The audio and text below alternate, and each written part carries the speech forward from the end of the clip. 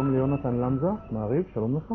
אגב, האלימות במועדונים והרעיון לסגור אותם, את המועדונים בשלוש לפנות בוקר, אתה כותב באנרג'י את המאמר הבא, ואני קורא קטע קצר ממנו, הכותרת שלו זה מועדון הטיפשות המשטרתית. הרצון לסגור מועדונים בשלוש לפנות בוקר הוא מגוחך ביותר, כאילו דקירות לא יכולות להתרחש בשעה מוקדמת יותר. הנה רק לפני יומיים מאבטח נפצע קשה בדקירה במהלך קטטה שהתרחשה בשתיים לפנות בוקר, אבל עשיתי לך עכשיו עוול, זה לא הטיעון שלך שאפשר גם לדקור קודם, אז הנה מה הטיעון שלך? אני חושב שצריך לעשות הפרדה בין שני דברים משמעותיים. יש א', כוונה לסגור מועדונים בשלוש לפנות בוקר, ודבר השני זה לסגור מועדונים לשבועות ארוכים באמת בגלל איזשהו מקרה דקירה. אבל בואו נשים את הפרטים על דיוקם. יש שלושה דברים מרכזיים שאנשים לא כל כך מודעים לזה. דבר ראשון, דקירות במועדונים מתרחשות מחוץ למועדון, מחוץ למגנומטר, מחוץ למתחם עצמו. בקטטה לפני הכניסה. בדרך כלל גם על ידי מסורבי כניסה. זאת אומרת, אנשים שבכלל הם לא הבליינים הקבועים של המועדון, הם לא עברו את הסלקציה. זאת אומרת, שנשאלת השאלה כבר למה צריך להאשים את הבליינים עצמם. ואגב, זה גם הגיוני, כי אני מניח שכל המועדונים בפנים מרושתים במצלמות שתי גם בערב. מצלמות וגם מגנומטרים, ובדרך כלל כמובן אתה לא נכנסים איזשהו סכין או משהו כזה למועדון, הם לא מצליחים לעבור, הם חוזרים לאוטו מי שאותו מסורב וחוזרים עם הסכין או האקדח. הסכין או האקדח, או מטול רימונים, או על לחלוטין, הכל כבר קיים בימינו.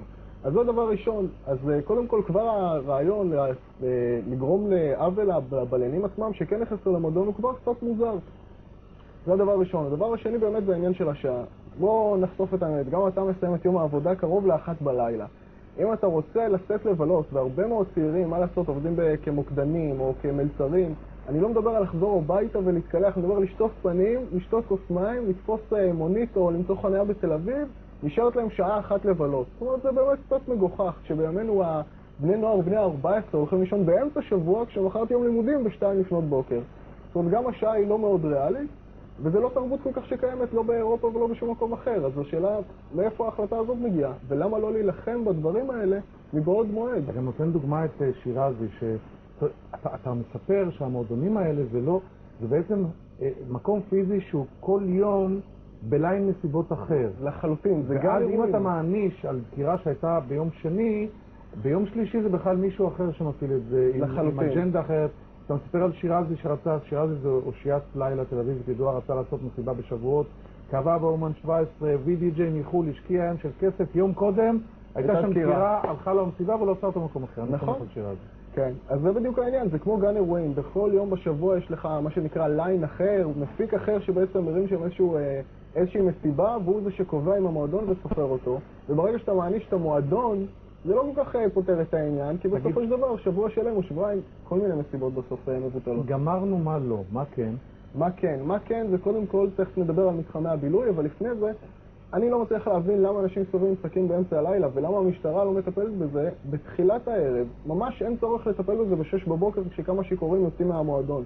בוא נבדוק אותם בכניסה למועדון, בוא נראה בכניסה לכל המתחמי בילוי האלה, אם יש אנשים שמסתובבים באוטו... יש משטרה באזור שם?